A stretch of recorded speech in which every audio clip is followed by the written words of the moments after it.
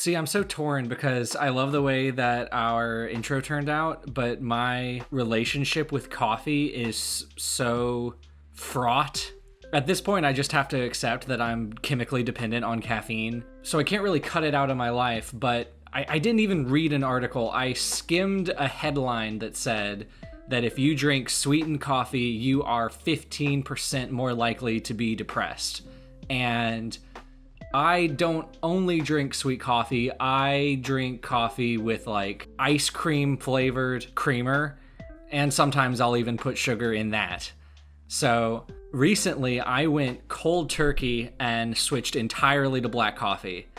And I don't know if scientifically anything has changed in me, but like there is nothing more depressing than the taste of black coffee.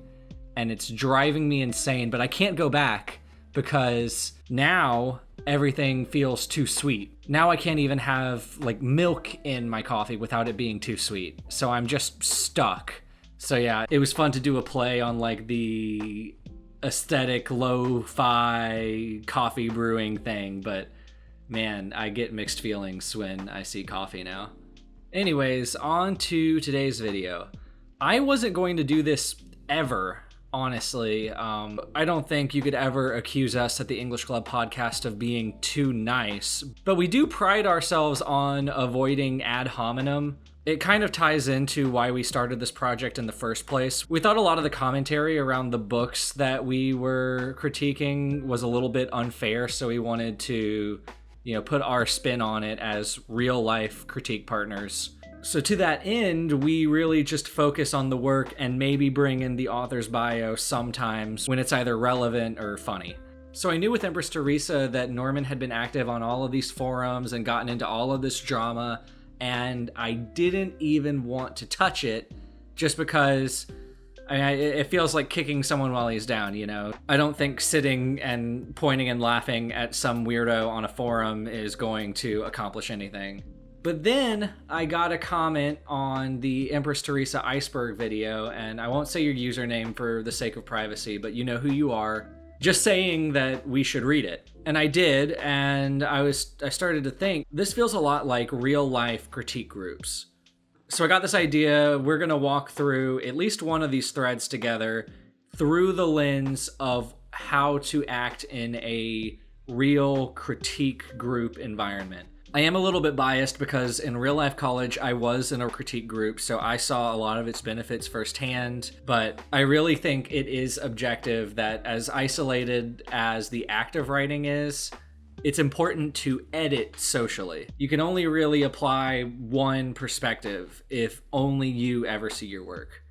And with that kind of dynamic comes etiquette and rules and considerations that you have to factor in that you wouldn't really get from just looking at a final product and making critiques based off of that. All right, so here we have writingforums.com. As you can see, I actually do have a membership here. And I think from what I understand about Norman's internet presence, this is kind of the main one that everyone comes to. I know he's posted in other forums before, but I think this one will give us the most to work with. Without further ado, let's read his OP and see how he interacts with his fellow critique partners. What would you do if you have unlimited power? It depends on what kind of person you are. If you're a good person, you'll do good in the world. If you're in the Adolf Hitler school of social justice, you'll wreak havoc in the world. Or you might do nothing at. Theresa is a good person. She would prefer a private, quiet life, but she has to do good in the world. Without her, ... we are all lost. Attributed to the British Prime Minister, who is fictional. Hello. I've been working on Empress Theresa for 18 years, and it's only in the last 3 that all of the parts fell together. I finally put it down on computer. The final version is a young adult novel. A YA addresses a problem common to youth. It might be an abusive family, drugs, bad sexual relationship, bullying, or others. Theresa has none of these problems. Her problem is understanding the world and dealing with it, something common to all of us. But in Theresa's case, it goes to extremes. Poor Theresa, says British Prime Minister Peter Blair. Again, a fictional character. She faces a dilemma with equally unacceptable alternatives. When her story is written, it will be said her adversary was not people in the world, but the world itself.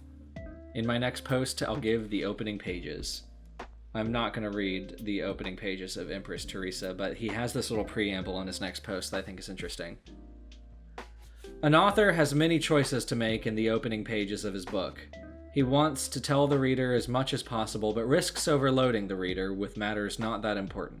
For example, somebody has suggested I write out a touching scene showing Theresa's father telling her she'd have to be captain of her ship, and sometimes the seas would be rough.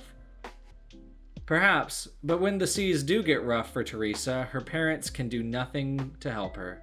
They are not significant characters in the story. I have Theresa say, I have good parents, and leave the rest to the reader's imagination. Notice also the simple writing style I use, which reflects Theresa's youth. She's only 10 when the story begins. Later, situations get far more complicated. Dialogue, especially Prime Minister Blair's, becomes more sophisticated. Which, interesting assessment of Prime Minister Peter Blair's dialogue, but I digress. So I can't tell you how many times someone has come into critique group with just a laundry list of asterisks to add and justifying himself preemptively for everything in the story before we've even looked at it. I think this one's a softball. Needless to say, when you come into an environment like this where you're asking for critique, you don't want to present yourself up front as making up excuses and referencing moments in the past where you ignored people's advice. If you say anything, generally you kind of want to put on the facade that you are a collaborative person. Again, I don't think that's rocket science, but I think it's worth saying. So he posts his opening, I guess, couple pages, and then adds this little bit. It would have been so easy to have Theresa cause mischief when she got unlimited power. Most well-known writers would do so. The formula is, have the protagonist make mistakes, do something wrong, then try to correct the damage done. Which, I don't want to get too in the weeds here, is exactly what happens. Theresa accidentally stops the wind and then has to correct the damage done. But again, that's beside the point. Then he invokes a lot of various dictators, which he's known to do, and says, I did something different. Theresa is a good girl. She doesn't do anything bad to anybody. She doesn't tell anybody what to do. Those who challenge Theresa Hartley's power are fools. Israeli Prime Minister Scherzer, who is not a real person, warns his enemies. She could destroy the world. Don't push her too far. But the world learns it has nothing to fear from her. The reason I keep stressing that these are fictional characters is these quotes carry no weight. And if you're just invoking your own writing to defend your writing, a writer that's not used to public critique is going to be about as defensive as Norman. Like, it's kind of funny to read, but this is not abnormal for someone who wants their story critiqued but isn't used to actually receiving criticism. You will find that in a lot of classroom-based critique groups, the teacher makes you not even speak, just present your work. I never enforced this in critique groups because I kind of liked the back and forth to an extent, but depending on the amount of freedom you have, you still want to be open. Already, Norman has shot himself in the foot. The writing he's presented could be the most amazing writing in the world, and he would still tick people off and invite negativity just because of his tone and the way that he's trying to justify everything he's doing before we even have a chance to understand what he's doing. And I say all that, but his first response is actually very, very good critique. Let's look at what he says here. You mentioned that the character is 10 when the story begins, and therefore you're using a very simple style. However, The first couple paragraphs indicate that the narrator is several years older when she's telling the story. I think it would make more sense to have the style reflect the age of the narrator rather than her age during the events being narrated. I'm not sure what age group you're targeting here, but many kids are quite capable of engaging with more complex vocabulary and sentence structures. Bam! So, starts off right away putting things in his terms, in a way using his words against him, saying that he was the one who mentioned that he's trying to use a simple style. Despite that, this is the outcome that you got. Not saying it's bad, not saying that it's too childish, saying this is incongruous with your vision. That's what we always harp on in the English Club podcast. I think it would make more sense. You're proffering it to the writer. You're not forcing it upon them. Your story seems to actually start at the end of the 6th paragraph. Almost everything previous to this is backstory, and I think you could find a smoother way to work the information into the narrative if it's really necessary. The events in this excerpt happen very quickly, and you offer very little description or atmosphere. I'd suggest starting with her on the deck. Give some of her impressions of the day and her book. Show us how she thinks a little. Then the fox, and that's an important event, so spend some time on it. Describe the fox, describe the ball of light, how Theresa felt before and after. Try to show us what she's like as a character through her thoughts and reactions, rather than telling us. This is perfect. You're not saying that this is awful writing. You're not making jokes at his expense. You are saying, this is what you want to do, but this is how you can make what you want to do better. Since you're rather insistent about Theresa being a good girl, I have to say, I'd rather see a main character who is flawed. There's a wide range between Hitler, and many people do, in fact, find Hitler very interesting, even if they don't like him, and a flawless goody two-shoes type. In your first paragraph, to be really honest, when she said she's cute and a whiz in school and the princess of the family, she sounds braggy and spoiled. You've clearly spent a lot of time thinking out the premise and the plot of this story, and it seems like it offers a lot of possibilities. Hope this helps somewhat. I think the term is like compliment sandwich. I think of it more as a compliment wave. You want to be nice, dip into the realm of negativity, but tie it back in to something positive or at least neutral about, what the author did right, or at least what he wants to do. Don't keep things in the realm of what you think would be good. If you're Norman and you receive critique like this, what you can do is take bits and pieces of what people mention offhandedly and lean into it. Right here at the second to last paragraph, they say, I'd rather see a main character who is flawed. Your first paragraph, when she says she's cute and a whiz at school, and the princess, she sounds braggy and spoiled. Well, whether or not that's objectively true, this is a nugget that Norman can either cut out or lean into. Maybe Norman decides that he does want Theresa to be more flawed, and since the skeleton of someone who's braggy and spoiled is already there, he can lean into it and have that be a part of Empress Theresa's character arc. So this is fantastic critique. This person clearly is very experienced talking to writers about their writing. But then Norman goes completely off the rails. Thank you for your input. As I said earlier, an author has difficult choices about what to include and what to leave out. Then he's quoting the part about showing, not telling, and he has this to say. I started reading To Kill a Mockingbird last night. I'm only on page 14 so far. There is atmosphere, there is detailed descriptions of the environment. However, you knew that was coming.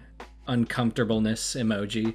If I remember correctly from the Gregory Peck movie, the whole story revolves around one situation. And then he just grossly oversimplifies To Kill a Mockingbird and then lists all of the individual moments that happen in Empress Theresa. And then, so to squeeze all of this into a book of reasonable length, I have to keep things moving along quickly. My first draft had 142,000 words, enough for 525 pages. What young adult is going to read through all that?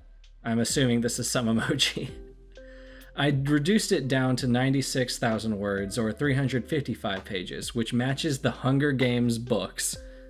And see, then he's talking about, I don't even know what he's trying to do with this. He's trying to like disprove that there's an atmosphere problem in Empress Theresa. And okay, let's see. He's defending Teresa's character and then closes it out with this. Finally, if Theresa has a fatal flaw, if she's cowardly, if she's not very bright, if she gives up, then she doesn't succeed in her difficult challenges. And in the words of the British Prime Minister, who is a fictional character, we are all lost. Okay, so this is a lot to unpack. Mostly he is trying to deflect and cite other random books as an example to help him make his case. He is completely on the defensive here. And I'm going to give him a pass for this one. This is actually pretty common for good-natured people who aren't used to critique. You know, you have your baby and you show your baby to other people and maybe they don't love it, and your lizard brain starts to tell you, well, maybe they need more context. Maybe if they just understood what was going on, maybe if they just knew why I made these decisions, they would understand, they would see my genius. That's normal. I don't know a single person who hasn't experienced that. And then we have this anime avatar who actually has some really good critique here. I'll paraphrase a little bit. The first impression I get is that I'm reading a formal, normal introduction. This can have a good effect in some ways if done well, but it can turn many readers off. There's no action, just introduction at first. I'm Theresa, the only child of Edward and Elizabeth Sullivan, for example, is something that the reader can find out within the story, rather than having it told to them as a simple fact. I hope it's not bragging to say I was cute as heck at age 10. This would be a very good phrase, I think, but ending it with age 10 doesn't read right. Fiddling with the syntax here might help that. Everybody in the Sullivan clan said so. This is good, gets an overall insight into how the mood of the Sullivan family works. I was the princess in the Sullivan family of Framingham, Massachusetts, because besides being cute, I was a whiz in school. One key problem comes at this point. I'm seeing a perfect character. Everything's fine, everything's good, no problems. Hence, everything's a tad less interesting. It's fine to have a happy, perfect-ish world, but if you do, you have to present it in a way that makes the reader more interested. Having it so blatantly realized in the introduction is less effective. Nobody could have dreamed of what I would do a few years later continues this feeling of perfection. Try to work out a good hook and weave it into a more inspiring opening. Then you should get far more attention coming towards Theresa's way. Good luck with this.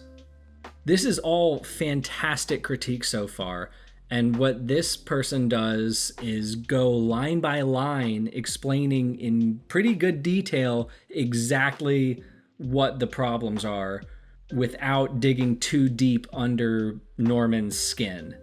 What jumps out to me especially about this critique is he talks about Empress Theresa being a perfect character, everything's fine, everything's good, no problems, and describes a Mary Sue without being even slightly dismissive of Theresa as a character or as a person in Norman's mind.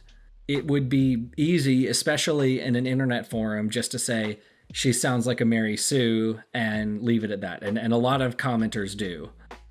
And it's because this first little bit of critique is so good that this is the point where Norman loses me. He goes crazy. I'm talking non sequitur, ad hominem. There's a billion Latin words you can apply to this.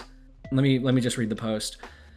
I read the last two posts carefully and noticed that many points made could equally apply to To Kill a Mockingbird, a smash bestseller on the New York Times bestseller for 85 weeks and quickly made into an Oscar-winning movie. For example, the rest of the opening two paragraphs reads better, though the tone still suffers from being a bit too easy.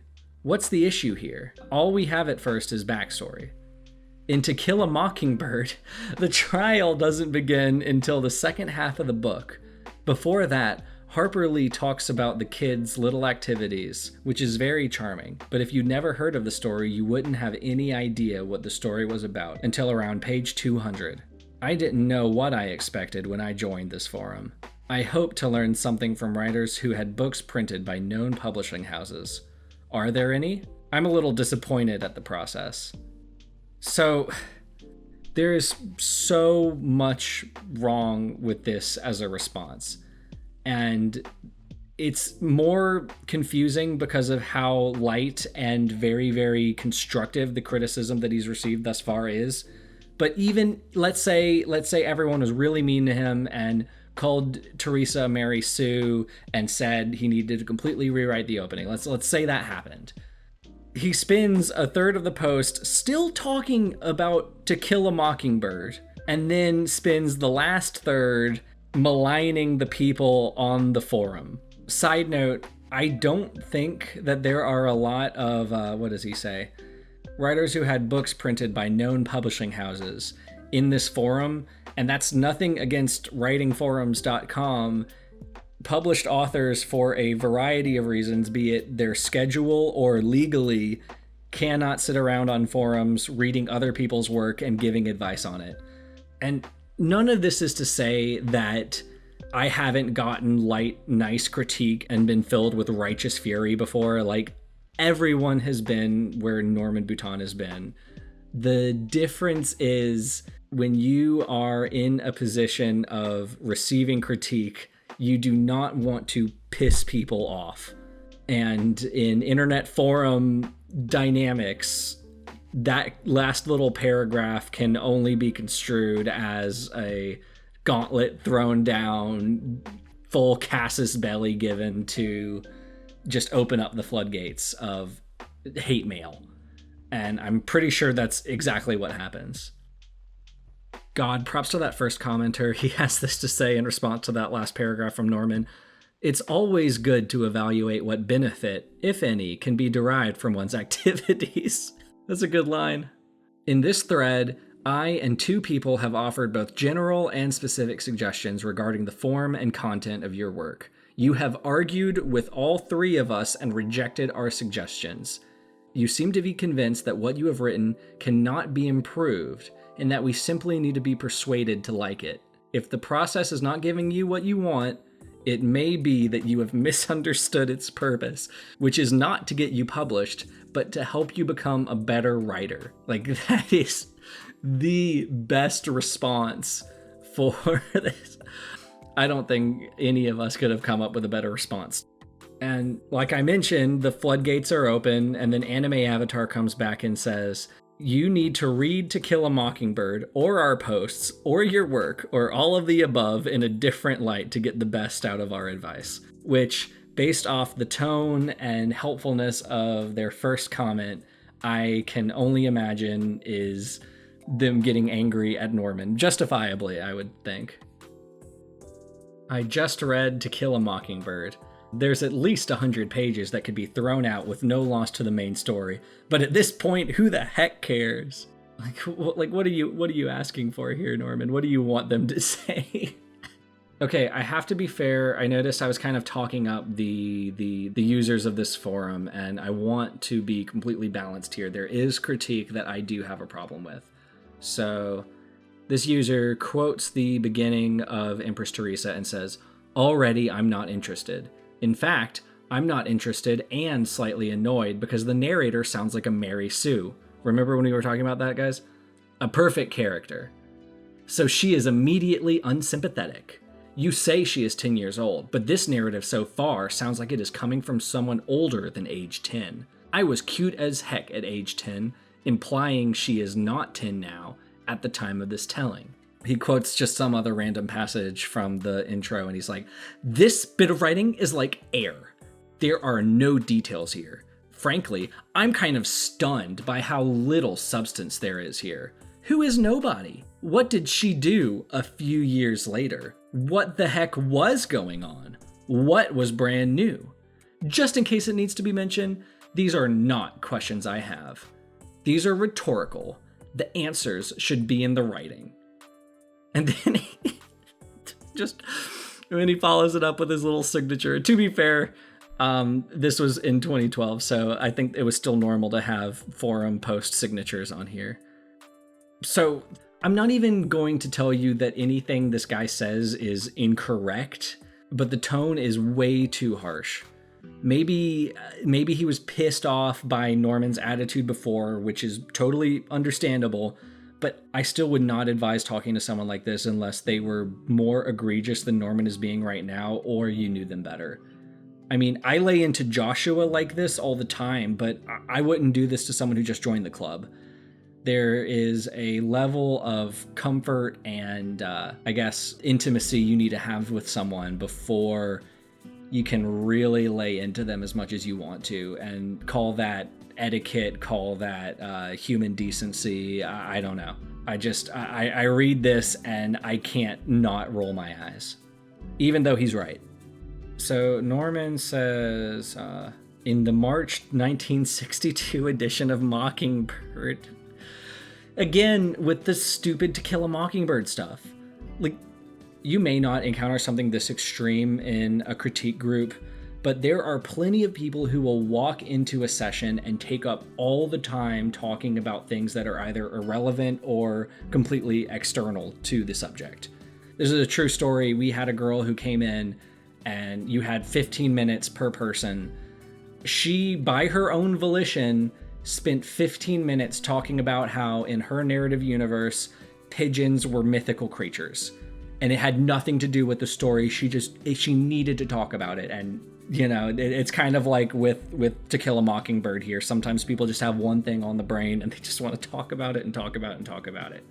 I really wish that the other people in this forum didn't even mention Harper Lee or To Kill a Mockingbird.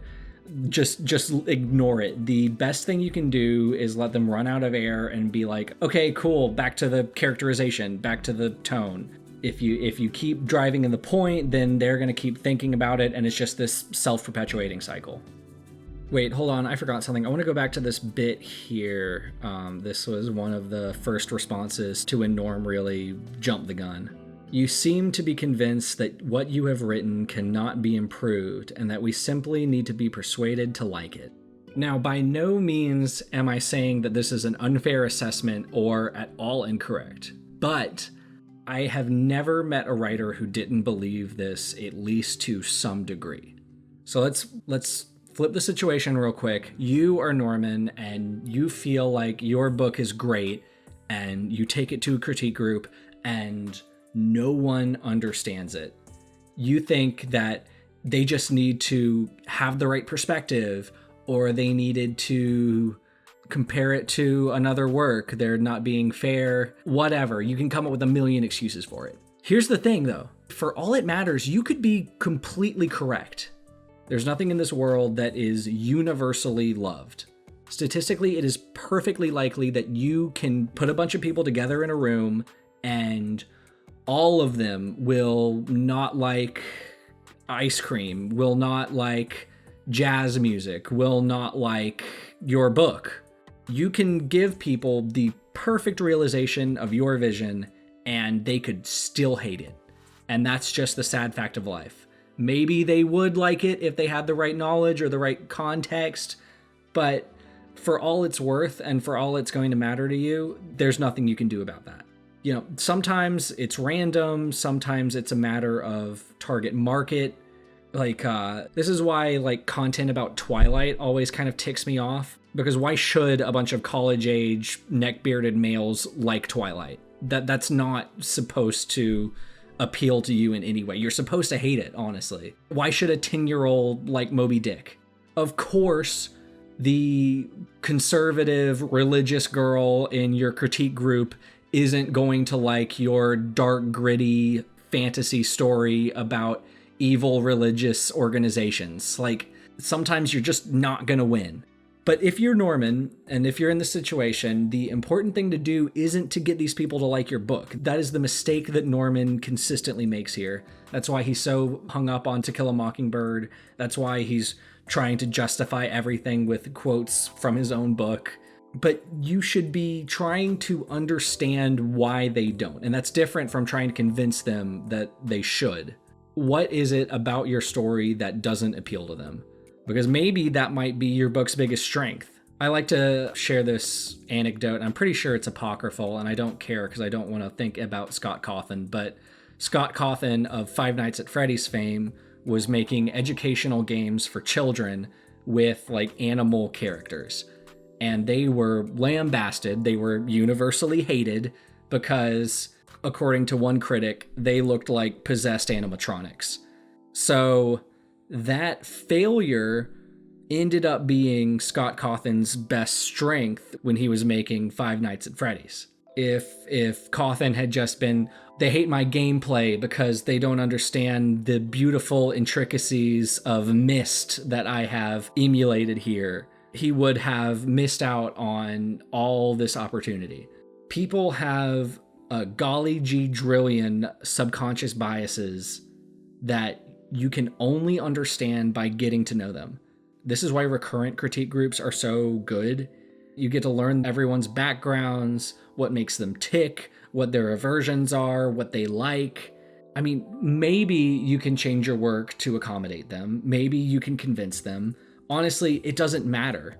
Just knowing the underlying reasons behind why people have the opinions they do can at least help you decide who to show your work to or how to frame your work. So if I were Norman, rather than harping on Harper Lee, I would be asking for deeper clarification on some of these critique points. I would be asking, not saying, did you catch this parallel? I'm trying to emulate Harper Lee. Do you feel any of the same atmosphere in my book? Not from a position of trying to convince them that there is a connection there, but rather to understand whether they perceive it that way. And it's just, that's what makes this so frustrating and so interesting to me, is this key missed opportunity. Okay, so here, this I still kind of have a problem with, but at least it's better than egging him on. The first commenter went back and said, you might consider finding a more appropriate book to compare with yours. Anne of Green Gables might be a better example of a highly successful YA book centered on a good girl main character who manages to avoid nauseating most readers. Perfect. You know, this is not ignoring it, but this is a very good attempt to divert this person's attention to where maybe they could have a little bit more of a constructive conversation. This right here is why I was saying it's such a good thing that Anime Avatar was able to talk about Theresa's characterization problems without using the term Mary Sue, because when you start to name names and someone's already on a war path, it's just going to cause another distraction. Case in point, it's interesting that you compared Theresa to Mary Sue. So did people on an atheist forum I joined a couple of months ago for laughs. I started a thread arguing for the existence of God. This guy has to be fake. Like, I started a thread arguing for the existence of God. Within 2 weeks, the thread had over 700 posts.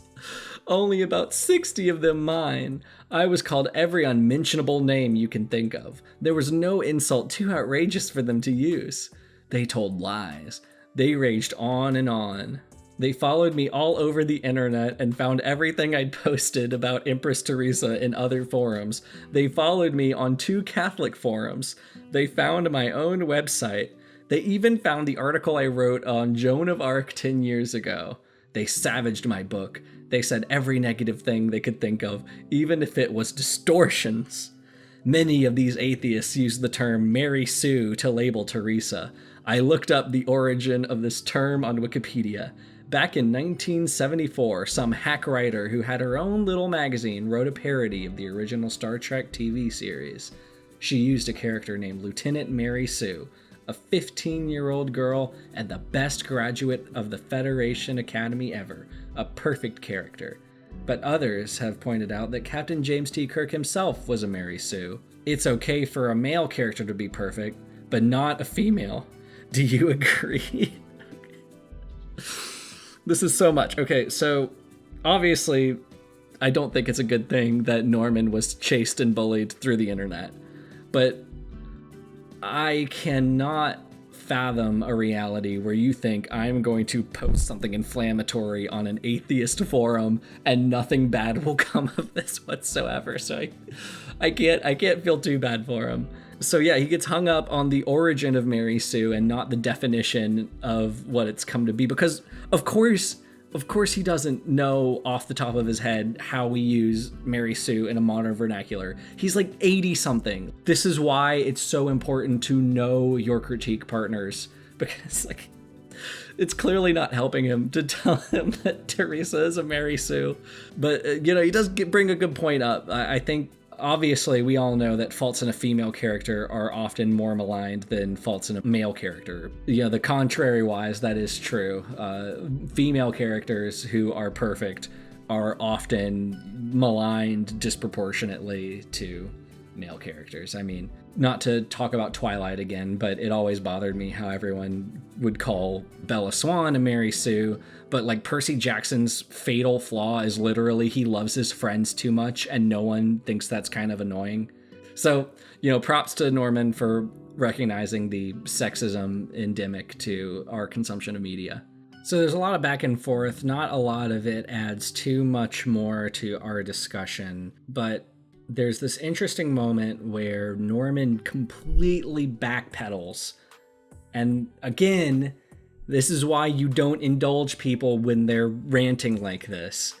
I mentioned Mockingbird to bring up some points about writing techniques. That's all.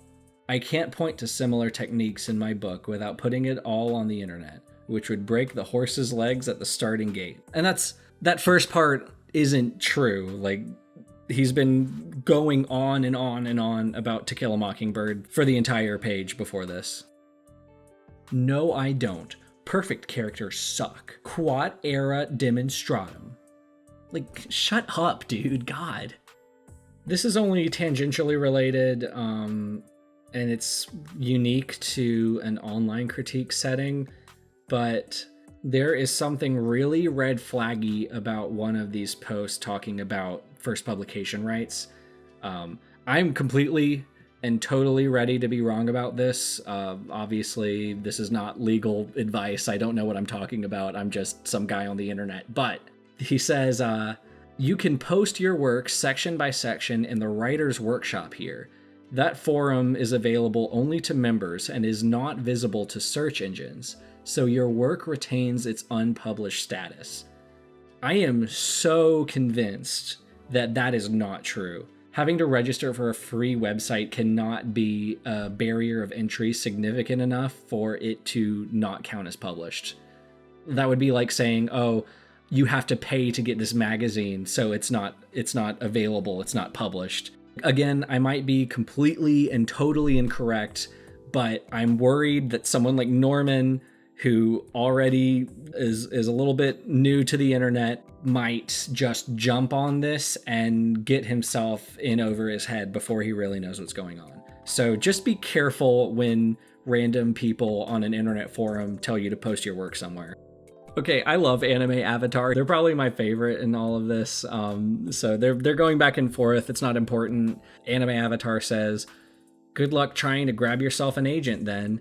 Norman claps back with, "Good luck with your story about zombies fighting demons." And all the person says in response is, "Thank you." Like, that's all you need to do sometimes. That's all you can do sometimes. Anything else would just be completely inflammatory and just escalate the situation.